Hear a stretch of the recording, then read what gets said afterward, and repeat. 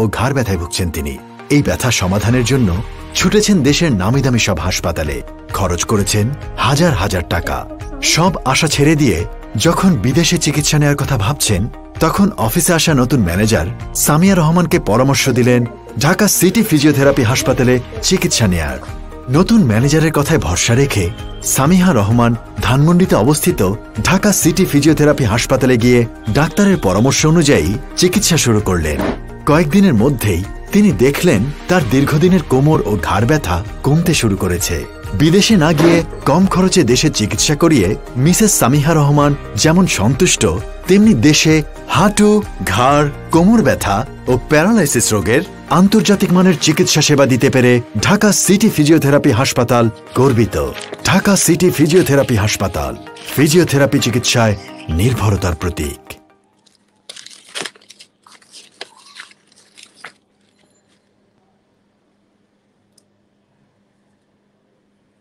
আসসালামু আলাইকুম, সবাইকে স্বাগত জানাচ্ছি স্বাস্থ্য কথার আজকের আয়োজনে।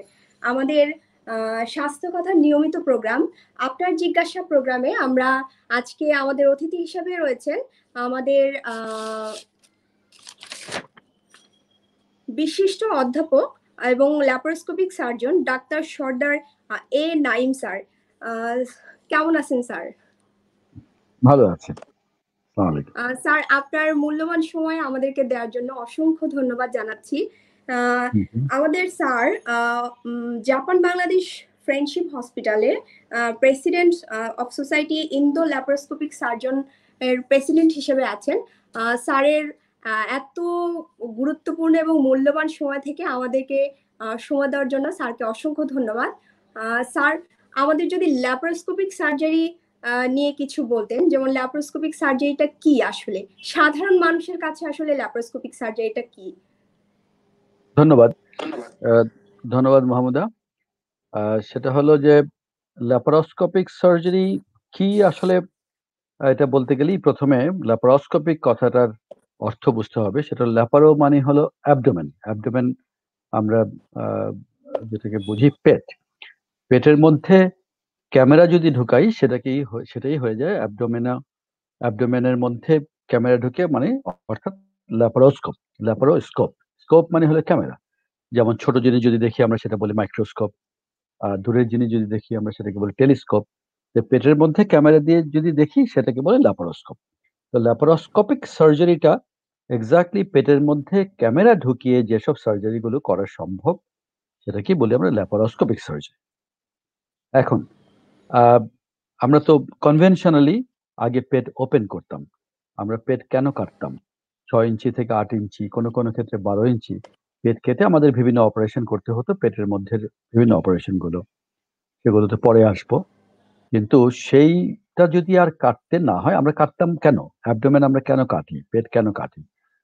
সার্জনরা কোনো একটা সার্জারি বা প্রসিডিউর করার জন্য পেট কাটা হয়, কারণ ওই জিনিসটা আমরা দেখতে না দেখে তো আমরা কোনো কাজ করতে পারবো না। সাপোজ গল ব্লাডার হোক, অ্যাপেন্ডিক্স হোক, হার্নিয়া হোক, এসব অপারেশনের জন্য বা গাইনোকোলজিক্যাল যে কোনো সার্জারির জন্য আমাদের পেট কেটেই সেই অপারেশনটা করতে হতো। কারণ আমরা যে অর্গানটাকে অপারেশন করে ফেলে দিব বা ঠিক করব, কারেক্ট করব, সেই অর্গানটাকে আমাদের দেখতে হবে। এই দেখার জন্যই পেট কাটা হতো। এখন যদি পেটের মধ্যে ক্যামেরা ঢুকিয়ে আমরা সেটা দেখতে পাই টেলিভিশন মনিটরে বা সার্জিক্যাল মনিটরে, তাহলে আর পেট কাটার প্রয়োজন হয় না। সুতরাং পেট না কেটে, কনভেনশনালি পেট না কেটে, অর্থাৎ ছোট্ট একটা ট্রকারের মাধ্যমে বা একটা ছোট্ট 5 মিলিমিটার অথবা 10 মিলিমিটার সাইজের ট্রকার দিয়ে যদি আমরা ক্যামেরা পেটের মধ্যে ঢুকিয়ে দিয়ে মনিটরে সব দেখতে পাই, তাহলে আমরা তার পাশাপাশি আরো 2-4টে ট্রকার বা ক্যানুলা দিয়ে আমরা সেই অপারেশনটা করে ফেলতে পারি। ল্যাপারোস্কোপ কথার অর্থই হলো পেটের মধ্যে ক্যামেরা দিয়ে অপারেশন করা। ঠিক এন্ডোস্কোপ যেমন আমরা পেটের মধ্যে যদি মুখের মধ্য দিয়ে আমরা ইসোফাগাস দিয়ে যদি আমরা আপার জিআই করি, কোলোনোস্কোপ বায়ুপথে যদি আমরা স্কোপ ঢুকাই সেটাকে যেমন কোলোনোস্কোপ বলে, এন্ডোস্কোপ বলে, ঠিক ল্যাপারোস্কোপ মানে পেটের মধ্যে একটা ফুটো করে, কনভেনশনালি আমরা বলি ফুটো করে ক্যামেরা ঢুকিয়ে দিয়ে আমরা সেই অপারেশনটা করতে পারাটাকেই ল্যাপারোস্কোপিক সার্জারি বলে। ধন্যবাদ মাহমুদা। থ্যাংক ইউ স্যার, এত সুন্দর করে বাংলা ভাষায় বুঝিয়ে দেওয়ার জন্য। এখন আসলে আমি জানতে চাচ্ছিলাম, আমি কেন এটা সাধারণ মানুষের আসলে প্রশ্ন যে আমরা কি কি অপারেশন ল্যাপারোস্কোপির মাধ্যমে করতে পারি। এক্স্যাক্টলি, এটা একটা খুব ভালো প্রশ্ন।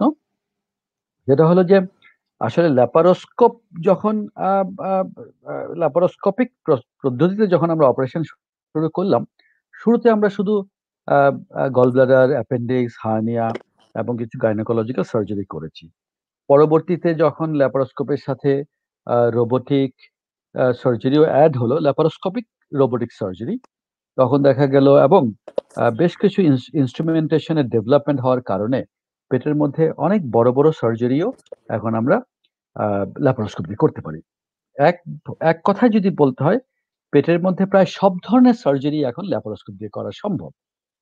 সেটা ইসোফেগাস থেকে শুরু করে স্টমাক, যদি আমরা বলি প্যানক্রিয়াস, লিভার, কোলন, সব ধরনের সার্জারি আমরা এখন ল্যাপারোস্কোপ দিয়ে করি। Specially gynaecological surgery, urological surgery এবং পেডিয়াট্রিক সার্জারি, বাচ্চাদের এবং অ্যাডাল্ট পেশেন্টের সব ধরনের অ্যাবডোমিনাল সার্জারি, অর্থাৎ ল্যাপারোটমি করে, ল্যাপারোটমি কথাটা অর্থ হলো পেট কাটা, পেট কেটে যে সার্জারিগুলো আগে হতো, প্রায় সবগুলো সার্জারি ল্যাপারোস্কোপের সাহায্যে সম্ভব, এক্সেপ্ট সিজারিয়ান সেকশন। কারণ সিজারিয়ান সেকশন দিয়ে যেটা আমাদের বাচ্চা হয়, সেটা তো আর ল্যাপারোস্কোপ দিয়ে বাচ্চাকে বের করা যাবে না, ইভেনচুয়ালি পেট কেটেই বের করতে হয়। সেটা ছাড়া প্রায় সব সার্জারি ল্যাপারোস্কোপ দিয়ে সম্ভব। Thank you sir. কি মানে কিছু কিছু মানুষের আসলে ধারণা ছিল যে শুধুমাত্র গল ব্লাডার আর ছোট ছোট কিছু অপারেশন বোধহয় ল্যাপারোস্কোপির মাধ্যমে করা যায়। এখন আমরা জানতে পেলাম যে আপনারা বা আমাদের দর্শকরা যারা দেখছেন, যে কোনো ধরনের অপারেশন শুধুমাত্র সিজারিয়ান সেকশন বাদে, যেটা স্যার বলে দিলেন যে আসলে বাচ্চা তো আর ল্যাপারোস্কোপির মাধ্যমে বের করা যাবে না, তো যে কোনো সার্জারি আমরা ল্যাপারোস্কোপির মাধ্যমে করতে পারি। Thank you sir. এখন আমরা জানতে চাচ্ছি যে আসলে এই ল্যাপারোস্কোপিটা কবে থেকে শুরু হলো আমাদের দেশে বলেন, বা দেশে এটা কবে থেকে প্রচলিত হলো? মাহমুদা, এটাও একটা খুব খুব ইন্টারেস্টিং প্রশ্ন। আসলে প্রত্যেকটা জিনিসের একটু ইতিহাস জেনে রাখা দরকার। সারা পৃথিবীতে ল্যাপারোস্কোপ শব্দটা, সব কথা কিন্তু আমরা সেই স্টুডেন্ট লাইফেই জানতাম। আমি যেমন 1985 সালে ঢাকা মেডিকেল কলেজ থেকে পাশ করেছি, তখন ল্যাপারোস্কোপ কথার অর্থ আমরা জানতাম। তখন শুধুমাত্র গাইনোকোলজি, কিছু ডায়াগনস্টিক প্রসিজিওর, কারণ আমাদের যেমন এন্ডোস্কোপি, এন্ডোস্কোপি মানে মুখের মধ্য দিয়ে আমরা যে ক্যামেরা ঢুকিয়ে দিয়ে পাকস্থলী দেখি ভিতরটা, এটা যেমন ডায়াগনস্টিক, আবার কোনো কোনো ক্ষেত্রে থেরাপিউটিক, অর্থাৎ এটার মাধ্যমে চিকিৎসা দেওয়া সম্ভব, যেটা চিকিৎসা দেওয়া হয় সেটাকে আমরা বলি থেরাপিউটিক। এরকম ডায়াগনস্টিক ল্যাপারোস্কোপি সেই 70-এর দশকে এবং 80-র দশকে হয়েছে। কিন্তু ল্যাপারোস্কোপ দিয়ে কোনো সার্জারি করা যাবে এই জিনিসটা 1987 সাল পর্যন্ত আমরা জানতাম না। 87 সালে প্রথম ফ্রান্সে প্রফেসর ফিলিপ মুরে বলে উনি একজন গাইনোকোলজিস্ট ছিলেন। উনি গাইনোকোলজিক্যালি মেইনলি আগে ল্যাপারোস্কোপ দিয়ে বিভিন্ন রকম পরীক্ষা নিরীক্ষা বা ডায়াগনস্টিক প্রসিডিওর করা হতো। উনি একটি ল্যাপারোস্কোপের মাধ্যমে ইনসিডেন্টালি বা অ্যাক্সিডেন্টালি বলি, উনি একটি ব্যাড গল ব্লাডার তখন ফেলে দিলেন। তো ফেলতে পারলেন যখন, পেট না কেটে ল্যাপারোস্কোপের মাধ্যমেই, তখন উনি একটা ছোট্ট কমিউনিকেশনের মাধ্যমে সারা পৃথিবীতে জানিয়ে দিলেন যে ল্যাপারোস্কোপ দিয়েও গল ব্লাডার ফেলা সম্ভব। তো সেটা জানার পর থেকেই, ওই সময় আমি টোকিও বিশ্ববিদ্যালয়ে পিএইচডি করছি এবং আমার প্রফেসর ইদিজুকি, উনি একজন ওয়ার্ল্ড লিডার অফ সার্জারি, এবং উনি ফ্রান্সে শুরু হওয়ার পরপরই যখন আমেরিকাতে খুব সহসা এটা শুরু হলো 89-89-এ, উনি তখন 89-এর শেষের দিকে, 90-এর প্রথম দিকে উনি আমেরিকা থেকে এই টেকনিক শিখে জাপানে নিয়ে আসলেন। তো জাপানে আমি তখন ওনার টিমে ছিলাম, এবং সেই সুবাদে প্রথম থেকে এটা শেখার বা জাপানিজ যে pioneer team of laparoscopic surgery, সেটারও একজন মেম্বার হিসেবে আমার কাজ করার সৌভাগ্য হয়েছিল। এটা আমার কোনো পার্সোনাল ক্রেডিট না, একটা মানে উপযুক্ত সময়ে আমি একটা প্রপার টাইমে প্রপার জায়গায় ছিলাম বলে এটা আমার করার সুযোগ হয়েছিল। এবং 90-তে আমরা প্রথম জাপানে টোকিও বিশ্ববিদ্যালয়ে ল্যাপারোস্কোপের মাধ্যমে গল ব্লাডার অপারেশন করলাম। তো সেটা করার পর থেকে আমি যখন দেখলাম যে যেই গল ব্লাডার অপারেশনের কারণে একটা মানুষের পেট কেটে একটা মানুষকে 7 দিন 10 দিন হাসপাতালে রাখতে হতো, সেই মানুষটাকে আমি একদিন পরেই হাসপাতাল থেকে বাড়িতে পাঠিয়ে দিতে পারছি, শুধুমাত্র পেট না কাটার কারণে উনি সুস্থ হয়ে যাচ্ছেন। তখনই সেটা আমার দেশে নিয়ে আসার জন্য একটা স্বপ্ন তৈরি হলো আমার মধ্যে। এবং আমি 91 সালে প্রথম, তখন আমি পিএইচডি স্টুডেন্ট, কিন্তু ডিসেম্বর মাসে আমার এক জাপানি বন্ধুকে নিয়ে এসে, ডক্টর হাশিমোতো, তাকে নিয়ে এসে এদেশে প্রথম বারডেম হাসপাতালে 1991 সালের 20শে ডিসেম্বর প্রথম ল্যাপারোস্কোপির সাহায্যে গলব্লাডার অপারেশন করলাম, এবং ওটা সাকসেসফুল হলো। এবং পরের দিন আমরা আইপিজিএমআর, তৎকালীন আইপিজিএমআর, এখন বঙ্গবন্ধু মেডিকেল ইউনিভার্সিটিতে আমরা দ্বিতীয় অপারেশন করলাম 21 তারিখে। সুতরাং 1991 সালের 20শে ডিসেম্বর এবং 21শে ডিসেম্বর এটা খুব ইম্পর্টেন্ট ডেট, এবং সেই দিনই, এই দুদিনই আমরা দেশে প্রথম ল্যাপারোস্কোপিক সার্জারি করলাম, এবং সেটার একটা ইতিহাস বটে। এবং তারপর থেকে আমি 93-তে যখন ফিরে আসলাম পিএইচডি শেষ করে, আমি বারডেমে জয়েন করলাম, এবং রেগুলারলি বারডেম, এবং আমি তখন জাপান বাংলাদেশ ফ্রেন্ডশিপ হসপিটাল তৈরি করলাম এই ল্যাপারোস্কোপিক সার্জারি করার জন্য। বারডেমে এবং জাপান বাংলাদেশ ফ্রেন্ডশিপ হাসপাতালে রেগুলার বেসিসে আমি 1993 থেকে অপারেশন করছি। তুমি প্রথমেই একটা জিনিস আপনি যেটা বলেছেন ডক্টর মাহমুদ, সেটা হলো এই মুহূর্তে আমি এন্ডো ল্যাপারোস্কোপিক সার্জনস অফ বাংলাদেশের সোসাইটির প্রেসিডেন্ট। এই সোসাইটিতে কিন্তু প্রায় 1200 মেম্বার আছে, এবং এই মেম্বাররা বেশিরভাগই general surgeon, paediatric surgeon, urologist and gynaecologist, যারা পেটের মধ্যে ক্যামেরা ঢুকিয়ে বিভিন্ন কাজ করেন।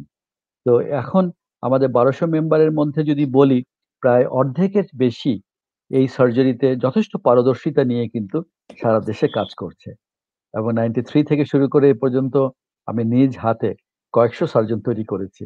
সুতরাং ল্যাপারোস্কোপিক সার্জারি একসময় বিদঘুটের নামের কারণে মনে হতো যে হয়তো পপুলার হবে না, কিন্তু এটার বেনিফিটের কারণেই, এটার অ্যামেজিং রেজাল্টের কারণেই কিন্তু এই সার্জারি এখন ভীষণ পপুলার হয়ে বাংলাদেশে, সারা বাংলাদেশি, এমনকি জেলা শহরে, মহকুমা শহরেও এটা ল্যাপারোস্কোপিক সার্জারি হচ্ছে। ধন্যবাদ মাহমুদা। থ্যাংক ইউ স্যার, এত সুন্দর করে, এত সুন্দর একটা ইতিহাস আমাদেরকে বলার জন্য। আমি নিজেই খুব অবাক হয়েছি, আসলে আমার নিজেরও এই ইতিহাসটা জানা ছিল না। স্যার, একটা কথা আসলে ঠিক এখন মনে হচ্ছে যে আপনি আমাদের সার্জনদের জন্য একটা ব্লেসিং হিসেবে আছেন। আল্লাহ আপনাকে অনেক দিন বাঁচিয়ে রাখুক। এই সার্জনদের ট্রেনিং দেওয়া, এই যে একটা মানে শিক্ষা দেওয়ার এই সময়টা আরো অনেক বেশি আল্লাহ ধরে রাখুক। এবং স্যার, আপনার কাছে শুনলাম যে আপনি 1985 সালে হচ্ছে ডিএমসি তে ছিলেন। হ্যাঁ, তো আমরা একটা বিরতিতে যাব, বিরতিতে যাওয়ার পরে বিরতি থেকে এসে আমরা আপনার সেই 85 সালের ডিএমসির গল্পটা শুনবো। তখনকার ডিএমসি আর এখনকার যে মেডিকেল বা এখনকার ডিএমসির মধ্যে কি দেখতে পান, বা কি চেঞ্জ হয়েছে, বা কি ভালো ছিল, এখন কি ভালো আছে, আমরা একটা বিরতি পরে এসে সেটা শুনবো। Thank you.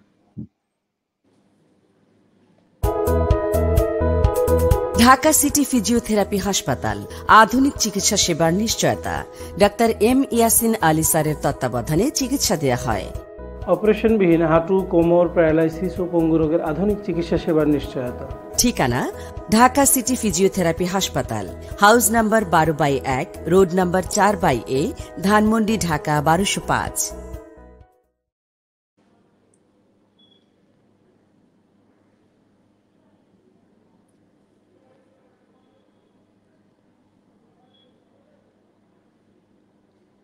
স্যার, আপনাকে আবারও স্বাগত জানাচ্ছি।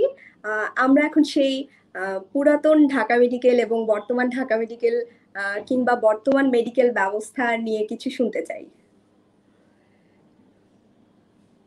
ধন্যবাদ মাহমুদা। আমি অ্যাকচুয়ালি ঢাকা মেডিকেল কলেজের আমরা এক একটা ব্যাচকে কে দিয়ে বলি।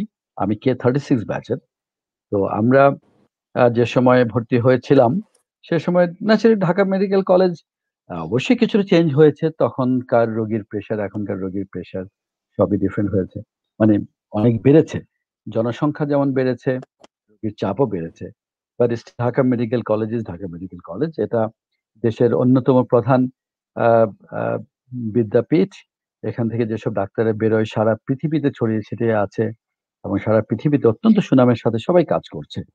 এবং আমি I really feel proud of as a student of Dhaka medical college. তবে একটা ব্যাপার সেটা হলো যে আমাদের সময় মেডিকেল কলেজ আর এখনকার ঢাকা মেডিকেল কলেজে যদি তফাৎ বলি, তফাৎটা হলো যে ঢাকা মেডিকেল কলেজে যেই ট্রেনিং হয় সারা পৃথিবীর কোনো মেডিকেল কলেজে সার্জারিতে সেই ট্রেনিং হয় বলে আমার মনে হয় না। কারণ এত ধরনের পেশেন্ট, কারণ একটা জিনিস আপনারা সবাই নিশ্চয়ই জানেন, বাংলাদেশে যেকোনো আ আ আ স্থানে আ যেকোনো ধরনের অ্যাক্সিডেন্ট হোক, প্রবলেম হোক, মাস ক্যাজুয়ালিটি হোক, যাই হোক, সবাই কিন্তু ঢাকা মেডিকেল কলেজেই আমরা আসি। এবং এই যে training facilities, Dhaka medical college কিন্তু আগের তুলনায় অনেক বড় হয়েছে। আমরা যখন ছিলাম আমাদের যে অপারেশন থিয়েটার ছিল, এখন নতুন অপারেশন থিয়েটার বিল্ডিং হয়েছে, নতুন বার্ন ইউনিট হয়েছে এবং তার কলেবর অনেক বৃদ্ধি পেয়েছে। তবে আমি তো একজন ল্যাপারোস্কোপিক সার্জন। তো আমি সবসময় চেয়েছি ঢাকা মেডিকেল কলেজ নিজের বিদ্যাপীঠে যেন একটি সুন্দর ল্যাপারোস্কোপিক সার্জারি ট্রেনিং সেন্টার আমরা তৈরি করতে পারি। ঢাকা মেডিকেল কলেজে কিন্তু সার্জারি ডিপার্টমেন্ট খুবই রিচ। তারাও প্রচুর ল্যাপারোস্কোপিক সার্জারি করেন। নট অনলি গলব্লাডার, অ্যাপেন্ডিক্স এবং গাইনোকোলজিক্যাল সার্জারি।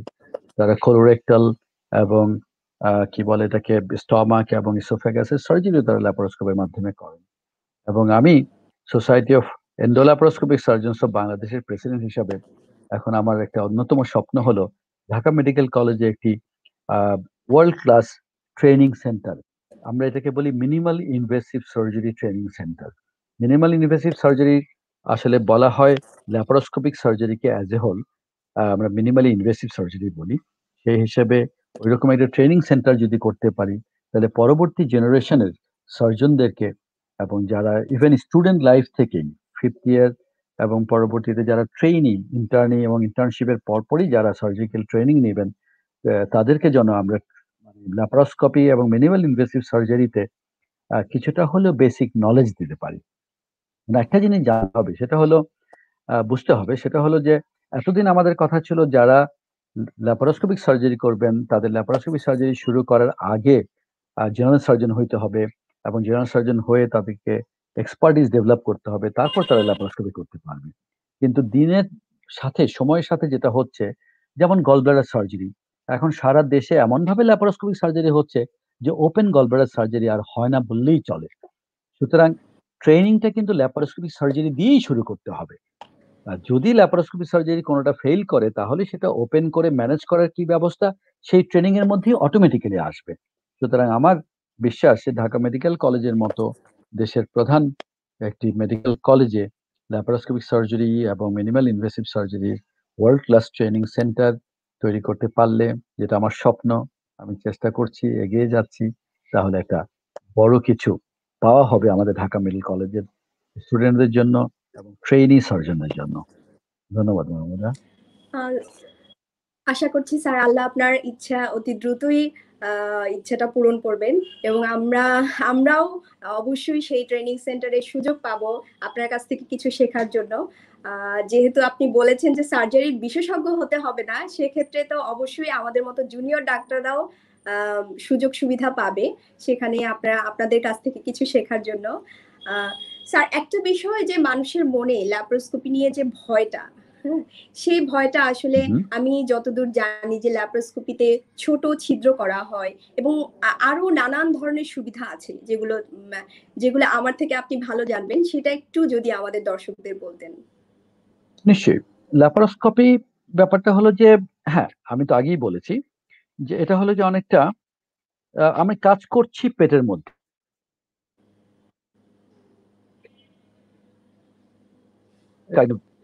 ইনস্ট্রুমেন্ট, এবং কিন্তু সরাসরি পেটের মধ্যে না, আমি দেখছি একটা মনিটরে, আমার চোখের সামনে একটি বড় মনিটর। তো এই যে আমাকে মনিটরে দেখে দেখে পেটের মধ্যে কাজ করা, এটার জন্য কিন্তু একটা স্পেশাল হ্যান্ড আই কোঅর্ডিনেশনের দরকার হয় এবং ডেপথ পারসেপশনের দরকার হয়। ডেপথ পারসেপশন যেটাকে বলি আমরা, অর্থাৎ যে আমরা যে মনিটরটা দেখছি সেটা কিন্তু টু ডাইমেনশনাল একটা মনিটর। এখন অবশ্যই থ্রি ডাইমেনশনাল মনিটরও আছে, 3D আছে, HD আছে, কিন্তু তারপরেও একটা টু ডাইমেনশনাল মনিটরে একটা ডেপথ বুঝে সেটাকে ডিসেকশন করা এবং প্রপারলি আর্টারি, ভেসেলস সিকিউর করা এবং যেই জিনিসটা প্রপারলি কাটা দরকার সেটা কাটা। কারণ মিলিমিটার অফ ডিস্টেন্সে যদি আমরা ভুল করে অন্য কিছু কেটে ফেলি,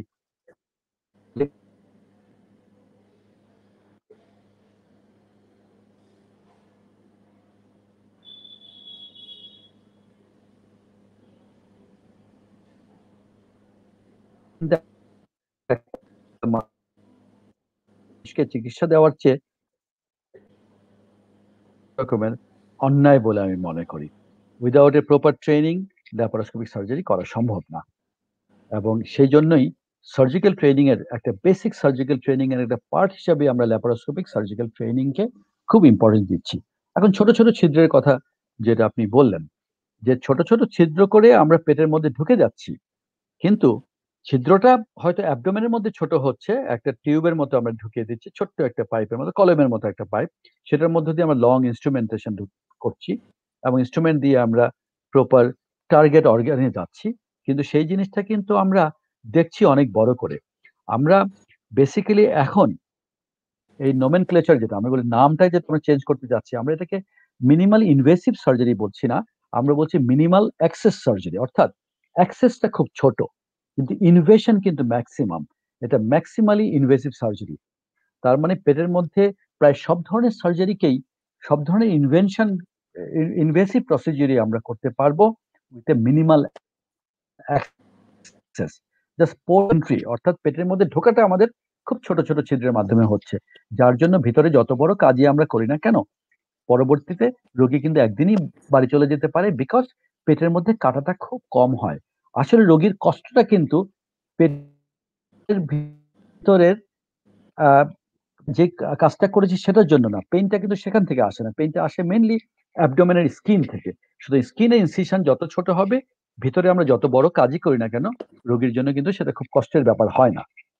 তবে আমি এখনো বলবো রোগীদের সবারই জানা উচিত, আমরা খুব সহজেই অল্পতেই একটা বেসিক ট্রেনিং নিয়েই আমরা অনেকেই হয়তো ল্যাপারোস্কোপিক সার্জন এবং জেনারেল অ্যান্ড ল্যাপারোস্কোপিক সার্জন হিসেবে নিজের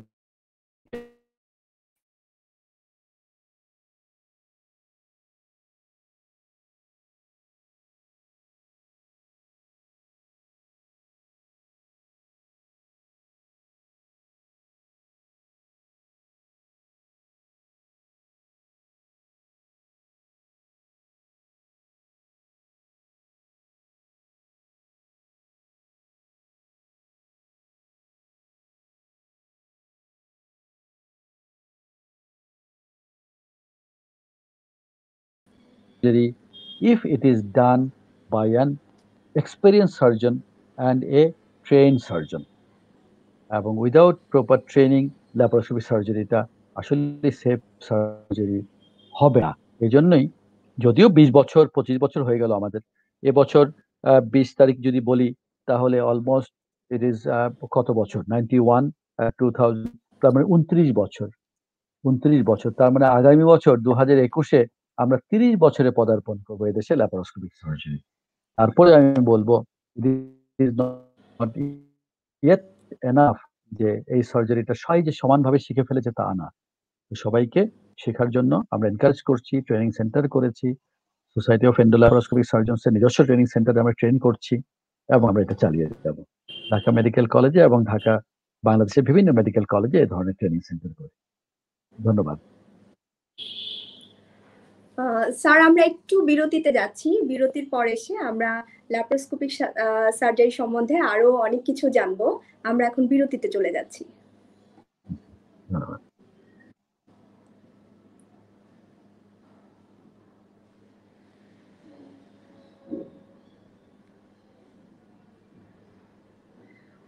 অপারেশনবিহীন হাঁটু, কোমর, ঘাড় ব্যথা, প্যারালাইসিস ও আর্থাইটিস রোগের আন্তর্জাতিক মানের চিকিৎসা আপনার পাশে ডাক্তার এম ইয়াসিন আলী ও ঢাকা সিটি ফিজিওথেরাপি হাসপাতাল।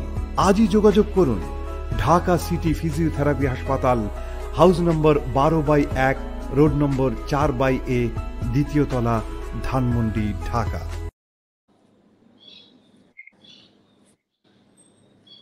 ধন্যবাদ স্যার আমাদের সাথে থাকার জন্য।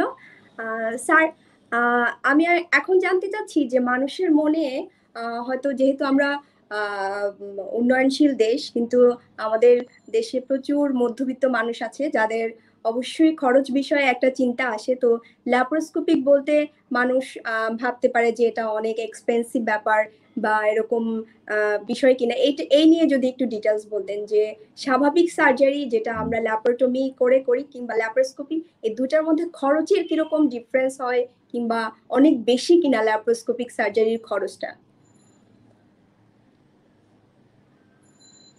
হ্যাঁ, থ্যাংক ইউ। এটাও খুব একটা ইম্পর্টেন্ট প্রশ্ন এবং খুব টাইম ডিমান্ডিং প্রশ্ন। বেসিক্যালি কিন্তু একটা জিনিস খেয়াল করতে হবে যে হ্যাঁ, ল্যাপারোস্কোপি করার জন্য আমাদের কিছু স্পেশাল কাইন্ড অফ ইকুইপমেন্ট লাগে, ইনস্ট্রুমেন্ট লাগে এবং ল্যাপারোস্কোপিক সার্জারি যে ইনস্ট্রুমেন্টের সাহায্যে করতে হয় সেগুলো হয়তো ওপেন সার্জারিতে লাগে না। ওপেন সার্জারিতে কনভেনশনাল অপারেশন থিয়েটারে কিছু যন্ত্রপাতিগুলি ওপেন করে করা সম্ভব। কিন্তু একই সাথে ল্যাপারোস্কোপ দিয়ে যখন আমরা একটা অপারেশন করি, রোগীকে কিন্তু তার পরদিন আমরা ছেড়ে দিতে পারি। অর্থাৎ আজকে যে অপারেশনটা আমি করে এসেছি, আগামীকাল সকালে সেই রোগীটা চলে যাবে। তার কিন্তু মাত্র ১ দিন হসপিটালাইজেশন লাগলো। তার ব্যথা নাই বললেই চলে, সুতরাং তার ব্যথার ঔষধ বা ইত্যাদি অনেক কম লাগলো। ইনফেকশনের চান্স তার অনেক কম, সেজন্য কিন্তু তার ইনফেকশনের জন্য প্রপার অ্যান্টিবায়োটিক বা হাই অ্যান্টিবায়োটিক, ভেরি এক্সপেন্সিভ অ্যান্টিবায়োটিকের কোনো প্রয়োজন নাই। এবং যেই মানুষটা ১৫ দিন ২০ দিন ওপেন সার্জারি করার কারণে বাড়িতে রেস্ট নিতে হতো বা হাসপাতালেই ১০ দিন থাকতে হতো এবং তাকে কাজে ফেরার জন্য হয়তো ১ মাস থেকে ১.৫ মাস অপেক্ষা করতে হয়, সেই মানুষটা কিন্তু ল্যাপারোস্কোপিক সার্জারির পরে ৫ থেকে ৭ দিনের মধ্যে নরমাল কাজে ফিরে যেতে পারে। তো আমরা যদি এক্সাক্টলি, যদিও ওপেন সার্জারি করার কারণে এবং আমি বিশ্বাস করি কোনোভাবেই ল্যাপারোস্কোপিক সার্জারিতে ওপেন সার্জারির তুলনায় বেশি চার্জ পড়ে না বা পড়ার কথা না। কারণ একদিনের হসপিটালাইজেশনে অপারেশন চার্জ যদি তার কিছু বেশি হয়, যন্ত্রপাতি চার্জ দিলেও সেটা কিন্তু ৭ দিন হসপিটালে থাকার যে খরচ, সেটা যেহেতু বেঁচে যাচ্ছে, ওষুধপত্রের খরচ যেহেতু কমে যাচ্ছে, ইভেনচুয়ালি সেটা বেশি হচ্ছে না। এবং সবচাইতে বড় কথা, early return to work. এই যে early return to work is a financial necessity in this country. Is a country, developing country or uh, uh, developing country like Bangladesh, আমাদের কিন্তু প্রত্যেকটা মানুষের কাজে ফিরে যাওয়াটার ইম্পর্টেন্সটা কিন্তু একটা একটা নট অনলি কাজে ফিরে যাওয়া, এটা কিন্তু একটা ফিনান্সিয়াল নেসেসিটি। আমরা কাজ না করলে টাকা ইনকাম হবে না।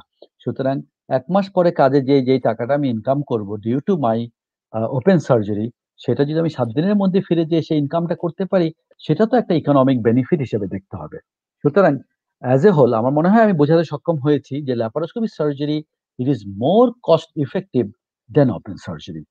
আপাত দৃষ্টিতে সেটা হয়তো ২, ৪, ৫ হাজার টাকা বেশি মনে হলেও আমার মনে হয় at the end of the day laparoscopic surgery is more cost effective and cheaper than open surgery. Sir, আর আরেকটু একটা ছোট্ট কোশ্চেনে যাচ্ছি। এটাও মানুষের মধ্যে ধারণা হতে পারে যে পেটের মধ্যে যন্ত্র ঢুকানো হয়, ক্যামেরা ঢুকানো হয়, এটা বোধহয় অনেক এটা থেকে অনেক ক্ষতি কিছু হতে পারে বা ক্ষতিকর কোনো দিক আসলে আছে কিনা যেটা ওপেন সার্জারিতে নাই বা এরকম কিছু, দুইটা বিবেচনা করলে হ্যাঁ, যে ওটার কোনো ক্ষতিকর দিক আছে কিনা? ডক্টর মাহমুদা, বেসিক্যালি কিন্তু সব সার্জারি কমপ্লিকেশন হতে পারে। আমরা যে ওপেন সার্জারি করি, আমরা পেটের ভিতরে কি ইনস্ট্রুমেন্ট ঢোকাচ্ছি না? ঢোকাচ্ছি। আমরা যখন পেট কাটি, কেটে আমাদের পেটের নাড়ি সব বাইরে এনে রেখে টাওয়েল দিয়ে, মপ দিয়ে, ভেজা মপ দিয়ে রেখে তারপর আমরা পেটের ভিতরে কাজ করছি। সুতরাং যেই ম্যানিপুলেশনটা ওপেন সার্জারিতে হয়, সেই তুলনায় কিন্তু ল্যাপারোস্কোপি সার্জারিতে ইন্ট্রা অ্যাবডোমিনাল ভিসেরাল ম্যানিপুলেশন অনেক অনেক কম হয়, যার জন্য কিন্তু রোগীর রিকভারিটা এত ভালো হয়। সুতরাং ওপেন সার্জারির তুলনায়, এটা তো সাধারণ মানুষ জানার কথা না। সুতরাং সাধারণ বাংলা ভাষায়, প্রাঞ্জল ভাষায় যদি আমি বলি যে laparoscopic সার্জারিতে instrumentation and manipulation of instruments and manipulation of abdominal organ অনেক অনেক কম হয় ল্যাপারোস্কোপিতে দেন ওপেন সার্জারি, ১ নাম্বার। আর কমপ্লিকেশনের কথা যদি বলি, একটা সার্জিক্যাল হ্যান্ডে যেটা যদি ওপেন সার্জারিতে যেরকম কমপ্লিকেশন হতে পারে, ঠিক ল্যাপারোস্কোপিক সার্জারিতে কমপ্লিকেশন হতে পারে। হ্যাঁ, স্পেসিফিক্যালি ল্যাপারোস্কোপিক সার্জারির জন্য কিছু আলাদা কমপ্লিকেশন যদি আমরা চিন্তা করি, হ্যাঁ, আমরা পেটের মধ্যে কার্বন ডাইঅক্সাইড গ্যাস ঢুকিয়ে কাজ করতে হয়, সুতরাং সেটার জন্য একটা প্রপার ইকুইপমেন্ট, ইনস্ট্রুমেন্ট লাগে। এগুলো যদি প্রপারলি ট্রেন সার্জন এবং সার্জিক্যাল টিম দিয়ে করা না হয়, তাহলে ডেফিনেটলি কিছু কিছু রিস্ক তো থাকেই। এবং এখানে যেমন পেটের মধ্যে একটা ক্লোজড স্পেসে আমরা কাজ করি, আমরা ইলেকট্রোকটরি বা ডায়াথার্মি বা লেজার ব্যবহার করি। সেগুলো ব্যবহার যদি আমরা প্রপারলি না জানি, হুট করে একটা থেকে আরেকটাতে লেগে ইনজুরি তো হতেই পারে। কিন্তু এই ইনজুরিগুলো যে ওপেন কেসে হবে না তা না, কিন্তু ওপেন কেসে কিন্তু ইকুয়ালি ডেঞ্জারাস সিচুয়েশন আছে যেখানে কিন্তু আমাদের ইকুয়ালি সাবধান হতে হয়। সুতরাং ফর সার্জারি, আজকেই বলছিলাম একজন সার্জন হতে হলে একটা মানুষকে কিন্তু ঠিক একটা বাচ্চাকে যেমন 1 বছর 1.5 বছর 2 বছরের আগে হাঁটানো যায় না, ঠিক একজন সার্জন কিন্তু ইন্ডিপেন্ডেন্টলি সার্জারি করার জন্য প্রায় তার 35, 40, 45 বছরের আগে হয় না। সুতরাং ট্রেনিং এর কোনো বিকল্প নাই, এটার কোনো শর্টকাট নাই, এবং এই এক্সপিরিয়েন্সের কোনো বিকল্প নেই। আমি একটা কথা সবসময় আমার ছাত্রদেরকে বলি, সাপোজ সাঁতার কাটার জন্য যদি আমরা গোটা 10 বই একজনের হাতে ধরিয়ে দিই, সে যদি সারা দিন রাত পরে সেই 10টা বই মুখস্থ করে সাঁতার কাটতে নামে, তাহলে কিন্তু সে টুপ করে ডুবে মরে যাবে। বই পড়ে সাঁতার শেখা যায় না। ঠিক সার্জারি, বই পড়ে শেখা হবে না। সার্জারি শিখতে হলে সাঁতার কাটার মতোই একজন দক্ষ সাঁতারের হাত ধরেই কিন্তু পানিতে নামতে হবে। ঠিক একজন দক্ষ সার্জনের হাত ধরেই কিন্তু একজন স্টুডেন্ট বা কামিং জেনারেশন সার্জনকে সার্জারির ফিল্ডে নামতে হবে। এই সার্জারি ফিল্ডে নেমে সেই দক্ষ সার্জনের কাছ থেকেই তিলে তিলে তাকে সার্জারি শিখতে হবে। সেটাই কিন্তু একটা সার্জারির উপায়। এটার কোনো শর্টকাট কোনো ব্যবস্থা নাই, সার্জারি শেখারও কোনো উপায় নাই, এবং কমপ্লিকেশন ফ্রি সেফ সার্জারি করার কোনো পন্থা নাই। সুতরাং আমি প্রত্যেক ডাক্তারকে রিকোয়েস্ট করব, কামিং জেনারেশনে যারা সার্জন, তাদেরকে ধৈর্য সহকারে দক্ষ সার্জনের সাথে থেকে থেকে সার্জারি শেখার জন্য, একজন না অনেকজন, কয়েকজন। ধন্যবাদ। Thank you sir. আর আল্লাহর অশেষ রহমত স্যার, সেই দক্ষ সার্জন একজন আমাদের মাঝেও আছে। আজকে আপনাকেও আমরা পেয়েছি, আপনার মাধ্যমে হাজার হাজার চিকিৎসকরা অনেক দক্ষতা অর্জন করছে, আশা করি সামনেও আরো অনেক দিন করবে। স্যার, আজকের আমাদের প্রোগ্রামে এসে কেমন লাগলো সেটা বলেন। খুব ভালো লাগলো, এবং ডক্টর ইয়াসিন এবং ঢাকা সিটি ফিজিওথেরাপি হাসপাতালের পক্ষ থেকে মাঝে মাঝে এই ধরনের প্রোগ্রাম করে। আমি ওকে খুব ধন্যবাদ জানাই এজন্য যে ও যে শুধু ফিজিওথেরাপি রিলেটেড প্রোগ্রামই করে তা না, ও কিন্তু এই স্বাস্থ্য কথা এই প্রোগ্রামের মাধ্যমে বিভিন্ন সার্জন বা বিভিন্ন স্পেশালিস্টকে নিয়ে এসে, চিকিৎসা বিজ্ঞান তো একটি বিরাট ফিল্ড, এটি তো আর এক কথায় বর্ণনা করা সম্ভব না। আমরা যেমন বিভিন্ন সুপার স্পেশালিটি গুলোকে নিয়ে যদি আমরা কথা বলি, সাধারণ মানুষকে যদি আমরা অনেক কিছু বোঝাতে পারি, তাহলে অনেকেরই সার্জারি সম্বন্ধে ভয়টা চলে যাবে। যেমন আজকেও আমার কাছে এক রোগী এসে বলছিলেন, স্যার আমার তার গলব্লাডারে পাথর হয়েছে, এটা কি স্যার কোনোভাবেই ওষুধ দিয়ে ঠিক করা যায় না? কিন্তু না, কতগুলো ব্যাপার যেগুলো ওষুধ দিয়ে ঠিক করা যাবে না, সময় মতো তাকে সার্জিক্যাল চিকিৎসা করেই তার চিকিৎসা করতে হবে। এবং সেটা যদি সময় মতো না হয়, তাহলে এটা যে কমপ্লিকেশন দিতে পারে, সেই কমপ্লিকেশনকে নিয়ে বয়ে বেড়াতে হতে পারে তার সারা জীবন। সুতরাং সার্জারির ব্যাপারে আমি বলবো, এই প্রোগ্রামের মাধ্যমে দর্শকদেরকে বলার যে সুযোগটা পাচ্ছি, সার্জারি কখনোই ভয়ের কিছু না। একটা জিনিস মনে রাখতে হবে, দেয়ার আর হান্ড্রেডস অফ প্রবলেম যেটা সার্জিক্যালি কিওর করা যায়, 100% কিওর হওয়া যায়। সুতরাং আপনি আজকে আপনার যে সার্জিক্যাল একটা প্রবলেম হলো বলেই হাহুতাশ না করে একজন ভালো সার্জনের হাত দিয়ে সেই চিকিৎসা নিয়ে আপনি সুস্থ জীবনযাপন করুন, এবং সেটাই কিন্তু আমাদের কাম্য। নাইলে কিন্তু শল্য চিকিৎসা, সার্জারি বলে কোনো সাবজেক্টই তো তৈরি হতো না, তাই না? সুতরাং সব মেডিসিন দিয়ে সম্ভব না, সেই জন্য সার্জিক্যাল ফিল্ড এসছে, সার্জিক্যাল স্পেশালিটি এসছে, এবং সুপার স্পেশালিটি এসছে বিভিন্ন ক্ষেত্রে। এবং আমি এই প্রোগ্রামের যারা উদ্যোক্তা এবং ডক্টর মাহমুদা, আপনি খুব সুন্দরভাবে আজকে উপস্থাপনা করলেন, ভাল লাগলো, এবং আমি সত্যি আনন্দিত এখানে আসতে পেরে। আমারও ভীষণ ভালো লেগেছে, এত কিছু জানতে পেরেছি আপনার মাধ্যমে। আসলে এর 10%ও আমি জানতাম না। শুধু এই যে আমাদের পরীক্ষার সময় বলতো যে মিনিমাল সার্জারি, মিনিমাল ছোট ছিদ্র করা হয়, তাড়াতাড়ি শুকে যায়, আমাদের 5টা পয়েন্ট মুখস্থ করতে হতো ল্যাপারোস্কোপিক সার্জারি নিয়ে। ওই গদবাঁধা কিছু কথা মুখস্থ করেই মানে পাশ করে এসেছি। এখন দেখলাম স্যার অনেক কিছু জানার আছে, আর এত ভালো দক্ষ সার্জন আছে আমাদের দেশে। আপনি এত বড় একটা উদ্যোগ নেওয়ার চিন্তা করতেছেন, এটা স্যার আসলেই খুবই প্রশংসনীয় ব্যাপার। এটা মানে আসলে ভাষায় প্রকাশ করার মতো না যে আমাদের সার্জনদের নিয়ে কেউ এভাবে চিন্তা করে। সবাইকে স্যার আমি একটা প্রশ্ন দেখতে পাচ্ছি। আমাদেরকে একজন ধন্যবাদ জানিয়েছে। ও আচ্ছা, ডক্টর নাঈমকে এবং আমাদেরকে ধন্যবাদ মাহমুদাকে। জানিয়েছেন। হ্যাঁ, শিব্বির আহমেদ ফরহাদ, শিব্বির আহমেদ ফরহাদ, আপনাকেও ধন্যবাদ আমাদের পুরো প্রোগ্রামে আমাদের সাথে থাকার জন্য। স্যার, নিশ্চয়ই আবারও কোনোদিন আমাদের প্রোগ্রামে, স্বাস্থ্য কথার প্রোগ্রামে আপনার সাথে দেখা হবে। আজকের মতো স্যার আজকে বিদায় নিচ্ছি। তবে স্যার, একটা কথা সত্যি না বললেই নয়, যে আপনার এত মূল্যবান সময় থেকে আমাদের সময় দিয়েছেন, এর জন্য সত্যি আমরা কৃতজ্ঞ। আর দর্শকদেরও নিশ্চয়ই অনেক উপকার হয়েছে করোনাকালীন সময়ে, তারা ঘরে বসে যে টুকিটাকি যে ইনফরমেশন গুলো পেয়েছে, এটা নিশ্চয়ই তাদের জন্য তাদের উপকারে লাগবে। স্যার, আপনাকে ধন্যবাদ আমাদের সময় দেওয়ার জন্য। স্যার, আজকে বিদায় নিচ্ছি, আবার দেখা হবে ইনশাল্লাহ। Thank you. ধন্যবাদ মাহমুদা, ধন্যবাদ ঢাকা সিটি ফিজিওথেরাপি হসপিটালকে।